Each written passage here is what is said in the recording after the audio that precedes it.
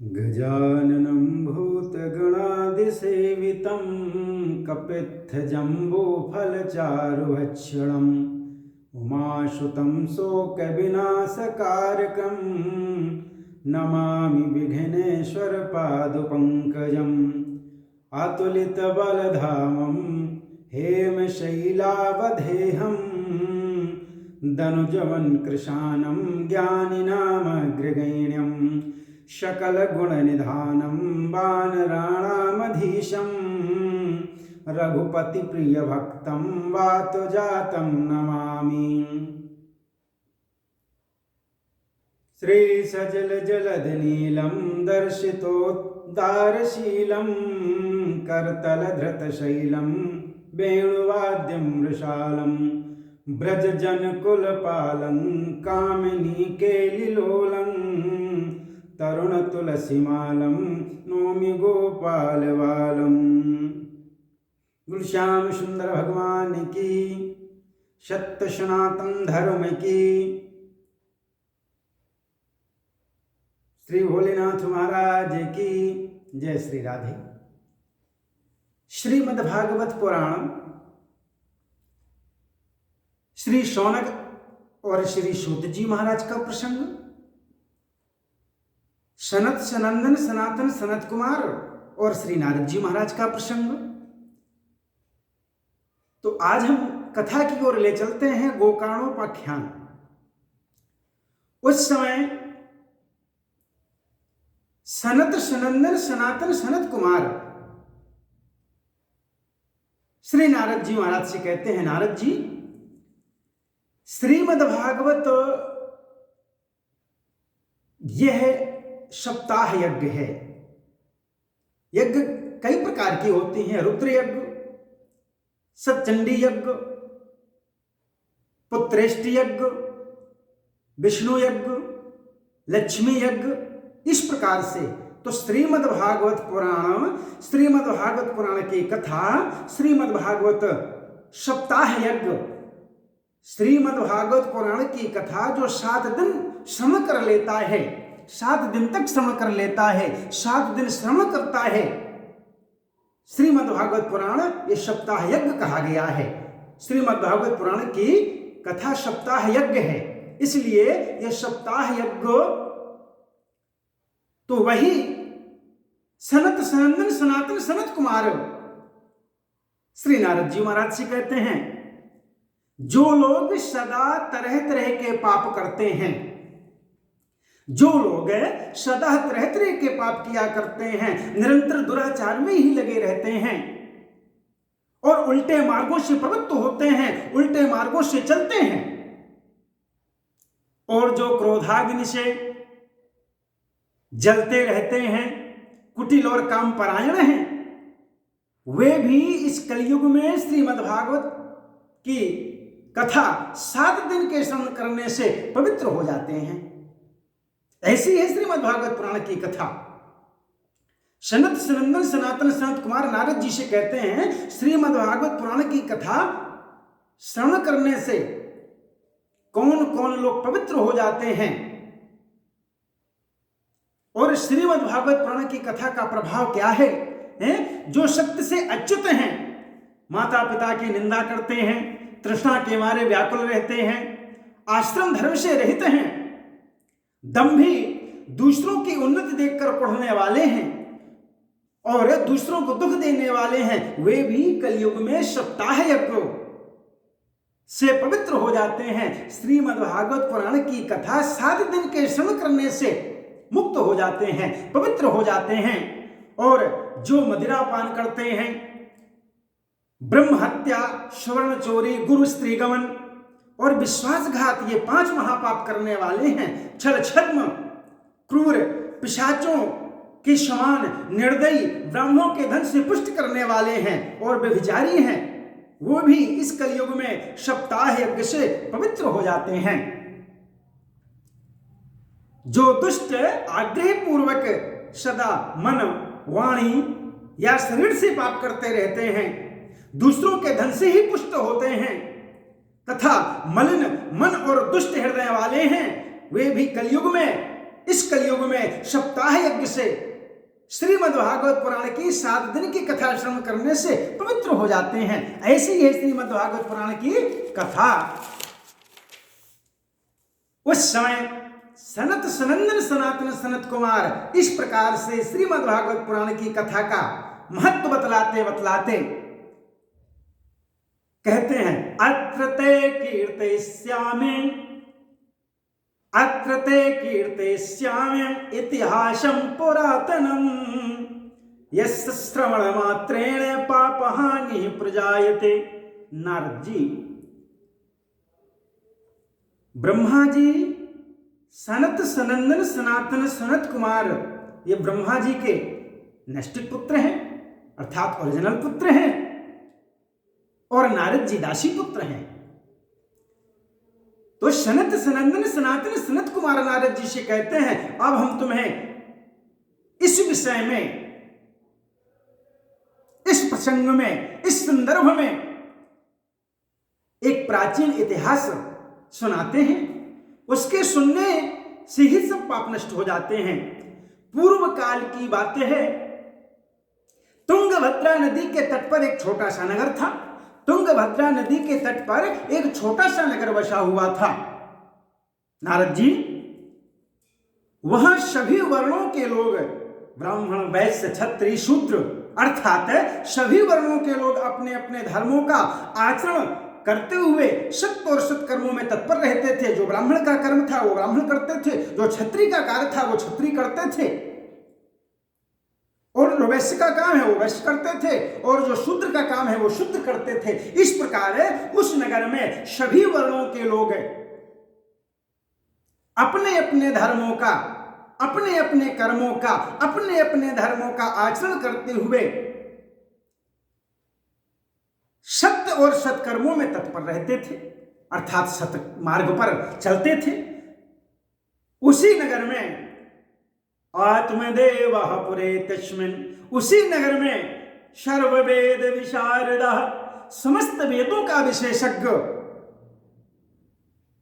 और श्रोत स्मार्त कर्मों में निपुण एक आत्मदेव नाम का ब्राह्मण भी रहता था। कहां? उसी नगर में तुंगभद्रा तटे पूर्व, तुंगभद्रा नदी के तट पर एक छोटा सा नगर था। उसी नगर में आत्मदेव नाम का ब्राह्मण रहता था। वह धनी होने पर भी भिक्षाजीवी था। वह धनी होने पर भी भिक्षाजीवी था, क्योंकि ब्राह्मण का कर्म है भिक्षाटन करना, भिक्षा लेना, दान करना, दान कराना, मार्गदर्शन देना, वेद पुराणों का अध्ययन कराना। क्योंकि शास्त्रों में तो यहां तक कह दिया गया, गंधाश्वर्णे फल भिक्षुदंडे नकारी पुष्पम खल चंदनस्य विद्वान धनी भूपति दीर्घजीवी नोपि विधाता नुक पंचया भूत। गंधाश्वर्णे फल भिक्षुदंडे, सोने में सुगंधी नहीं होती। फल भिक्षुदंडे, गन्ना में फूल होता है लेकिन फल नहीं होता। नकारी पुष्पम खल चंदनस्य, चंदन में पुष्प फल कुछ भी नहीं होते। और विद्वान धनी, ब्राह्मण कभी धनी नहीं हो सकता, केवल उसका कर्म है भिक्षाटन करना, भिक्षा लेना। भूपति दीर्घजीवी, राजा कभी दीर्घायु नहीं हो सकते, क्योंकि नोपि विधाता नको पंचभूत है। विधाता अर्थात ब्रह्मा जी के द्वारा इन लोगों के लिए ऐसा ही आदेश है। तो इसलिए वह धनी होने पर भी भिक्षाजीवी था। कौन? आत्मदेव नाम का ब्राह्मण। और उसकी प्यारी पत्नी जिसका नाम धुंधली था, वह कुलीन एवं सुंदरी होने पर भी सदा अपनी बात पर अड़ जाने वाली थी। उसे लोगों की बात करने में सुख मिलता था, लोगों से बात करने में सुख मिलता था, लोगों की बात करने में सुख मिलता था। स्वभाव था दुष्ट, प्रायः कुछ ना कुछ बकवास करती रहती थी। गृह कार्य में निपुण थी, कृपण थी और झगड़ालू भी थी। इस प्रकार वह ब्राह्मण आत्मदेव ब्राह्मण दंपति प्रेम से अपने घर में रहते और विहार करते थे। उनके पास अर्थ और भोग विलास की सामग्री बहुत थी, घर द्वार भी सुंदर थे, परंतु उससे उन्हें सुख नहीं प्राप्त हो रहा था, सुख नहीं मिल रहा था, सुख नहीं मिला। जब अवस्था बहुत ढल गई तब उन्होंने संतान के लिए तरह तरह के पुण्य कर्म आरंभ किए और वे दीन दुखियों को गौ, पृथ्वी, स्वर्ण, वस्त्र आदि दान करने लगे। इस प्रकार धनार्धम धर्म मार्गेण ताभ्याम नीतम तथापि च न पुत्रो न पिवा पुत्री ततश्चिंता तुरोभृशम। जब ब्राह्मण ने आत्मदेव ने संतान के लिए तरह तरह के पुण्य आरंभ किए और वे दीन दुखियों को गो, पृथ्वी, स्वर्ण और वस्त्र आदि दान करने लगे। इस प्रकार धनार्धम धर्म मार्गेण, इस प्रकार धर्म मार्ग में उन्होंने अपना आधा धन समाप्त कर दिया दान करते करते।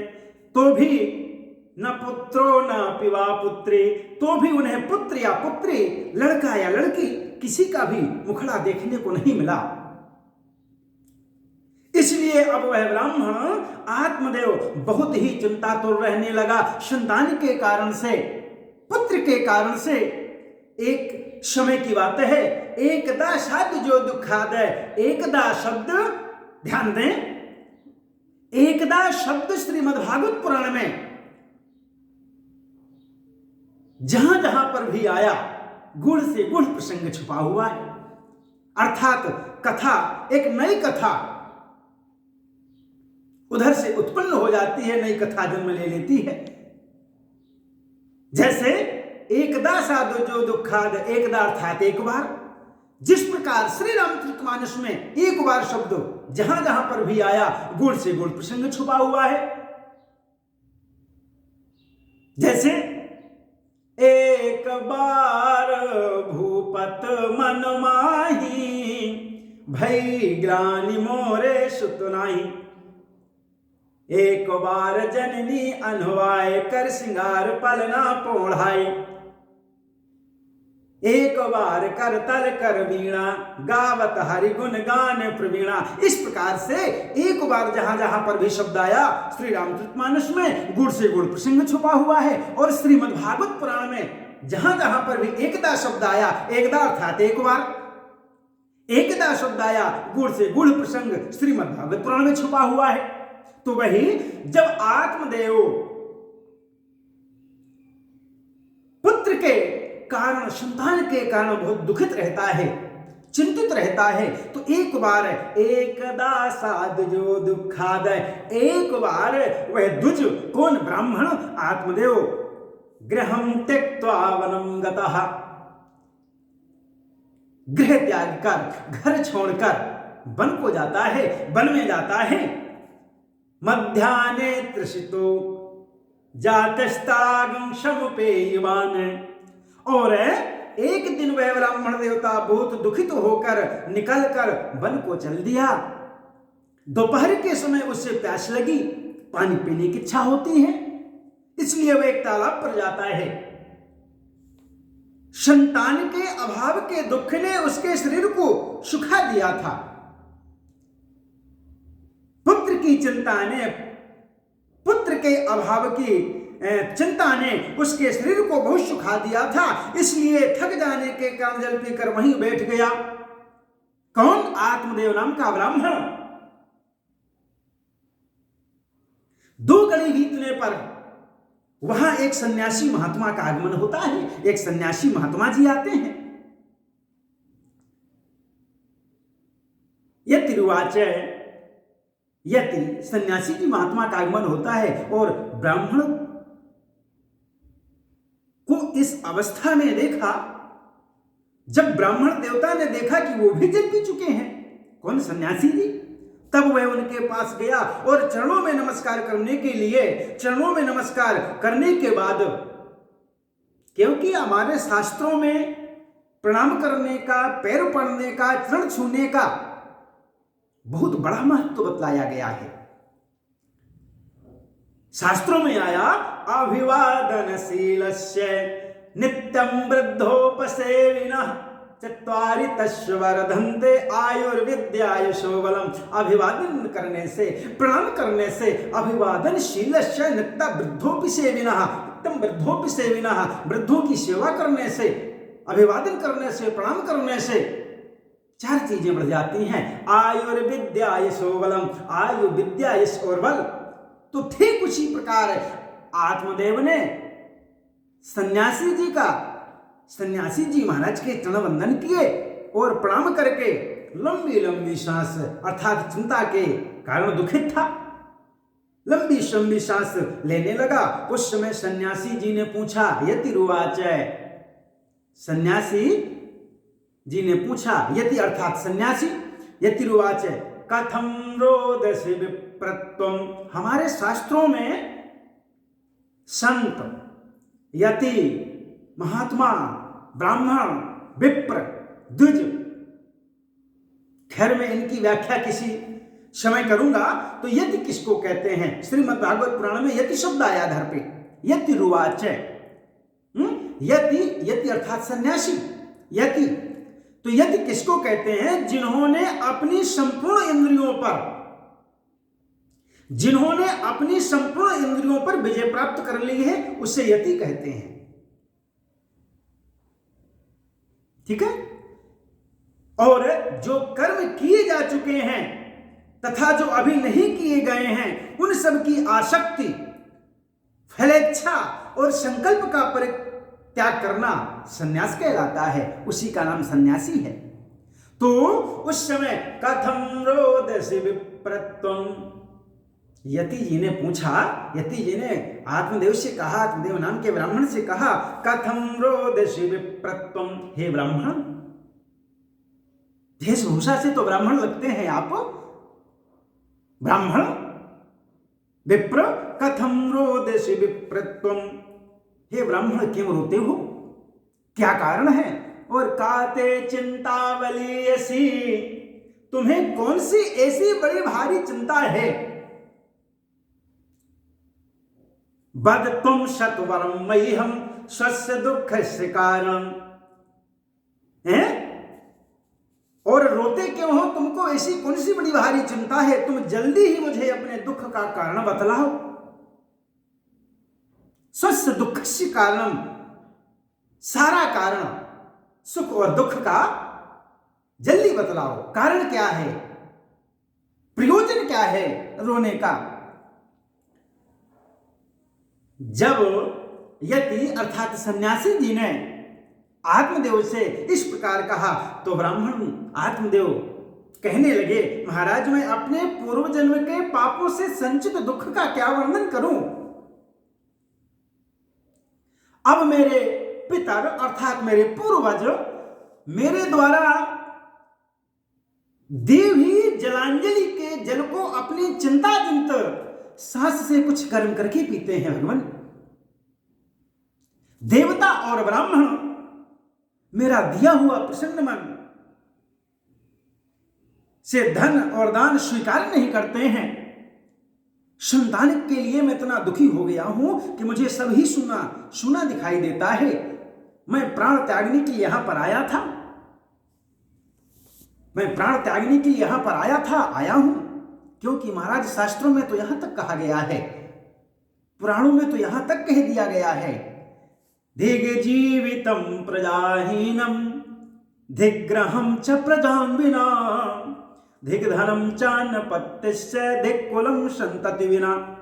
संतानहीन धन को धिक्कार है और संतानहीन कुल को धिक्कार है। और पाल्यते या मयाधेनु सावंध्या सर्वथा भवेत। पुत्र की बात तो ठीक ही ठीक है, मैं जिस गाय को पालता हूं और वह भी सर्वथा मेरे घर आने से बंध्या हो जाती है। जो पेड़ लगाता हूं अपने हाथों से, उस पर भी फल फूल नहीं लगते। मेरे घर में जो फल आता है वह भी बहुत जल्दी नष्ट हो जाता है, अर्थात सड़ जाता है। जब मैं ऐसा अभागा और पुत्रहीन हूं महाराज सन्यासी जी, तब फिर इस जीवन को ही रखकर मुझे क्या करना है? यूं कहकर वह ब्राह्मण आत्मदेव दुख से व्याकुल होकर सन्यासी जी के सामने उच्च स्वर में फूट फूट कर रोने लगा। वे योगनिष्ठ थे सन्यासी जी, यति जी। उन्होंने उसकी ललाट की रेखाएं देखकर सारा वृत्तांत जान लिया, क्योंकि सन्यासी महात्मा ये लोग योगनिष्ठ तपोनिष्ठ होते हैं। और हमारे शास्त्रों में ललाट रेखा, हस्तरेखा, मस्तिष्क रेखा बहुत बड़ा महत्व बतलाया गया है रेखाओं का। और रेखाओं का बहुत बड़ा प्रभाव होता है जो जीवन में सुख और दुख सभी का कारण बतलाती हैं ये रेखाएं। लेकिन जानकार हो, रेखाओं का विशेषज्ञ हो, क्योंकि ये जो ज्योतिष है, जैसे किसी पुत्र या पुत्री, किसी या लड़का लड़की का जन्म प्रातः 5:35 पे हुआ या 7:7:30 हुआ या 7:10 पे हुआ, तो इस ज्योतिष का उल्लेख अपने शास्त्रों पुराणों में थोड़ा कम है। जैसे अपने इधर ज्यादातर 2 ही श्रेष्ठ हैं, श्रीमद् भागवत पुराण, श्री रामचरितमानस, ठीक है ना। तो श्री रामचरितमानस में इस ज्योतिष का उल्लेख बहुत कम आया है, अर्थात आया ही नहीं है। बोले कब? बोले जानकी जी का विवाह कब होना चाहिए? तो ये किसी विद्वान या ब्राह्मण, किसी ऋषि महात्मा पंडित ने नहीं कहा कि इतने बज के इतने मिनट पे भौर पड़नी चाहिए, ये विवाह का मुहूर्त है। क्या? बोले धेनु धोरी बेला विमन सकल सुमंगल जान है। जिस समय गौएं हार से, खेत से गांव की ओर आती हैं, ठीक उसी समय जानकी जी का विवाह होना चाहिए, ठीक है ना। और बोले राम जी कब उठे, कब जगे? तो ये किसी ने नहीं कहा कि 5:35 पे या 4:22 पे। ठीक। बोले अरुण शिखा ध्वनिकान, जिस समय मुर्गा बोलता है, ये उस समय की प्राकृतिक घड़ियां हैं, गाय और मुर्गा। इसलिए तो इस ज्योतिष का उल्लेख नहीं है, बहुत कम है। हाँ, किन ज्योतिष का उल्लेख बताया है शास्त्रों में? ललाट रेखा, मस्तिष्क रेखा, हस्त रेखा, इसके बारे में भी कभी विधिवत चर्चा करूंगा। तो उस समय सन्यासी जी ने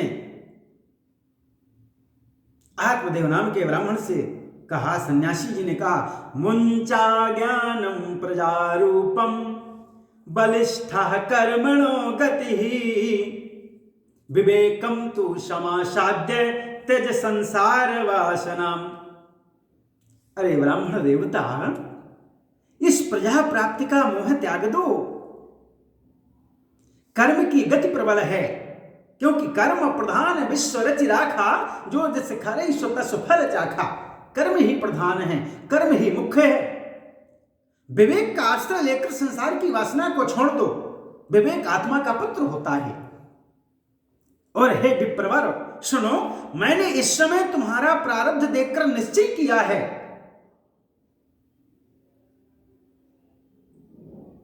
कि 7 जन्म तक तुम्हारे कोई संतान किसी प्रकार नहीं हो सकती। 1 जन्म की तो बात ही क्या, क्योंकि पूर्व काल में राजा सगर एवं अंग को संतान के कारण दुख भोगना पड़ा था। हे ब्राह्मण, अब तुम कुटुंब की आशा छोड़ दो, संन्यास में ही सब प्रकार का सुख है। इस प्रकार सन्यासी जी ने, महात्मा जी ने आत्मदेव ब्राह्मण से कहा। ब्राह्मण उवाच, आत्मदेव ने जिस समय सन्यासी जी के द्वारा यह सुना, ब्राह्मण कहने लगा, आत्मदेव कहने लगे, महात्मा जी विवेक से मेरा क्या होगा? मुझे तो बलपूर्वक पुत्र दीजिए, नहीं तो मैं आपके सामने ही सुख मूर्छित होकर प्राण त्यागता हूं। जिससे पुत्र स्त्री आदि का सुख नहीं, ऐसा संन्यास तो सर्वथा नीरस ही है महाराज। लोक में श्रेष्ठ तो पुत्र पौत्र से भरा पूरा गृहस्थाश्रम ही है। गृहस्थाश्रम श्रेष्ठ वही है जिसमें पुत्र या पुत्री हो, संतान हो। ब्राह्मण का ऐसा आग्रह देखकर तपोधन ने कहा, विधाता के लेख को मिटाने का हट करने से राजा चित्रकेतु को बड़ा कष्ट उठाना पड़ा था। ब्राह्मण आत्मदेव, इसलिए दैव जिसके उद्योग को कुचल देता है, उस पुरुष के समान तुम्हें भी पुत्र से सुख नहीं मिले सकेगा, सुख नहीं मिलेगा, सुख नहीं मिलने वाला है। तुमने तो बड़ा हट पकड़ रखा है। आत्मदेव निवेदन करता है, मुझे तो पुत्र चाहिए, ऐसा आशीर्वाद दो कि मुझे पुत्र हो, नहीं तो मैं आपके सामने प्राण ही त्याग दूंगा। इस प्रकार से, और तुम मेरे सामने अर्थी के रूप में तुम मेरे सामने उपस्थित हो और अपना हट नहीं छोड़ रहे हो ब्राह्मण। ऐसी दशा में तुमसे क्या कहूं। जब महात्मा जी ने देखा कि यह किसी भी प्रकार अपना आग्रह नहीं छोड़ता है, तब उन्होंने एक अपनी झोली में से फल निकाला और ब्राह्मण के हाथ में दिया और कहा, सत्यम शौचम दयादान मेक भक्तम तो भोजनम। अरे ब्राह्मण, इसे तुम इस फल को अपनी प्यारी पत्नी को खिला देना और इससे एक पुत्र होगा।